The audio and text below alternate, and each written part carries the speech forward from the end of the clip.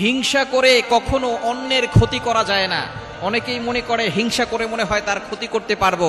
যারা হিংসা করে তারা কখনো ভালো থাকতে পারে না, তারা কখনো নিজেরা শান্তিতে থাকতে পারে না। সুতরাং হিংসা করা বন্ধ করে দেন। অমুক এটা করেছে, অমুক এটা করেছে, আর আপনি হিংসার কারণে ঘুমাতে পারছেন না। আপনার মনের ভিতরে এমন চাপা কষ্ট আপনি আপনার ভিতরে জমিয়ে রেখেছেন, আপনার চোখে ঘুমই আসতেছে না। সুতরাং এই হিংসা করা বন্ধ করে দেন, সকলের কল্যাণ কামনা করেন। আপনার প্রতিবেশী ভালো কাজ করতেছে, জীবনে উন্নতি করতেছে, আপনি তার জন্য দোয়া করেন। আপনি এভাবে আল্লাহর কাছে দোয়া করতে পারেন, আল্লাহ তুমি তাকে এত কিছু দিচ্ছ, আল্লাহ তুমি চাইলে আমাকেও দিতে পারো, আমাকেও তুমি দাও, তাকেও দাও, আমাকেও কিছু দাও। এভাবে আপনি আল্লাহর কাছে দোয়া করবেন। হিংসা করে কখনো ভালো থাকা যায় না, হিংসা করে কখনো অন্যের ক্ষতি করা যায় না।